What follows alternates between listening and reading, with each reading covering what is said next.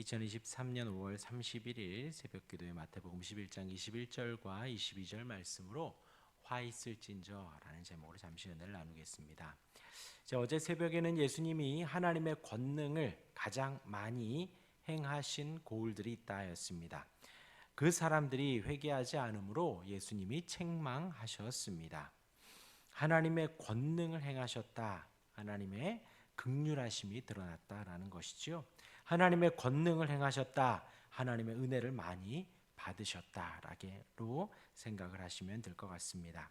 하나님의 인도하심을, 하나님의 전능하심을 경험을 많이 했다라는 것이죠. 하나님의 권능의 행하심의 목적은 단 하나입니다. 우리로 믿음을 얻게 하고 우리로 회개하게 하려 하심이죠. 그런데 거기 있는 사람들이 믿음이 생기지도 않고 회개를 하지도 않은 것입니다. 그런데 반대로 하나님의 권능을 우리가 경험하고 하나님 앞에 믿음이 생기고 회개를 하는 것, 이것이 바로 바른 믿음인 것입니다. 그런데 하나님의 권능을 경험한 사람들이 회개하지 않는 것이지요. 이는 하나님의 은혜를 무시하는 행위라는 것입니다. 하나님의 사랑을 모른 척하는 것입니다. 곧 이성이 이해가 되고 하나님의 권능을 행하심이 우리의 이성으로 이해가 됩니다. 하지만 감정이 허락하지 않으니 무시하고, 혹은 감정이 허락이 되더라도 이성이 생각하기에 손해가 되고 믿으면 안 되겠다 하여 믿기를 거부하는 것이죠. 이런 상황 속에서 회개하지 않으니 하나님이 책망하신 것입니다. 인자가 영원하고 하나님의 사랑이 충만합니다. 우리가 고백하는 하나님의 사랑이지요. 하나님의 인자하심입니다. 주의 자비는 영원 무궁하지요. 그러하기에 하나님의 책망 가운데 있다라는 것은 하나님의 심판 속에 있다로 우리가 볼 수가 있습니다. 그래서 오늘도 우리는 하나님의 은혜 가운데, 하나님의 사랑 가운데 살고 있다. 어제 제가 말씀을 드렸습니다. 오늘의 말씀은 구체적으로 그 지역을 언급하십니다. 고라시나 벳세다야, 두로와 시도나, 이렇게 지역을 말씀하셨습니다. 고라시는 성경에 딱 2번 등장한다 합니다. 갈릴리 근처 가버나움 북쪽 한 3km, 약 3km 부근에 있다고 합니다. 추측하는 거예요. 정확한 지명이 아니라고 합니다. 벳세다는 갈릴리 바다의 북동쪽 해변에 있습니다. 가버나움에서 동쪽으로 한 5km 정도에 있다고 합니다. 분봉함 빌립이 벳세다를 재건축하고 그곳의 이름을 아우구스투스 황제의 딸인 줄리아의 이름을 따서 줄리아스라고 또 불렀다고 합니다. 이곳 이제 고라신하고 벳세다는 유대인과 이방인이 섞여 있었다고 해요. 유대인이 좀 더 살았다라는 것이죠. 또 요한복음에 따르면 이 벳세다라는 곳에서 베드로와 안드레와 빌립이 이 도시 출신이라고도 합니다. 그리고 반면에 두로와 시도는 예루살렘 북쪽에 있는 페니키아 해안의 도시들입니다. 구약 성경에서는 교만하고 하나님을 대적하여 책망받는 이방 도시들로 자주 언급이 됩니다. 이방인들이 많이 있는 곳이 이 두로와 시돈이라는 것이죠. 그래서 다시 한번 21절을 읽으면요, 화 있을진저 고라시나, 유대인들이 섞여 산다 그랬죠. 화 있을진저 벳세다야. 아까 말씀드린 대로 베드로와 안드레와 빌립이 이 도시 출신입니다. 너희에게 행한 모든 권능을 두로와 시돈에서, 구약에서 늘 책망받던 이방인들이 사는 그곳 시돈에서 행하였더라면 그들이 벌써 베옷을 입고 제에 앉아 회개하였으리라. 베옷과 제는 종종 진정한 회개의 상징으로 사용되었습니다. 베옷은 개인적으로 슬픈 일이 있거나 민족적인 애곡 시에 그 베옷을 입었다 합니다. 그러니까 회개한다라는 것이죠. 두로와 시돈에서 행하였더라면 그들이 벌써 베옷을 입고 제에 앉아 회개하였으리라. 진정으로 회개하였을 것이다. 하나님의 권능을 두로와 시돈에 그렇게 행했다면, 고라신과 벳세다에 행했던 것처럼 두로와 시돈에 행했다면 거기가 벌써 회개하고 하나님께 돌아왔을 것이다. 곧 이방 도시들이 예상과 다르게 회개할 가능성이 보였다라는 것이죠. 반대로 유대인들이 있는 도시는 기대와 다르게 복음을 거절하는 상황이 되었다는 것입니다. 이어서 22절은요. 예수님이 고라신과 베세다의 실패한 회개를 말씀하십니다. 22절에 내가 너희에게 이르노니 심판날에 두로와 시돈이 너희보다 견디기 쉬우리라.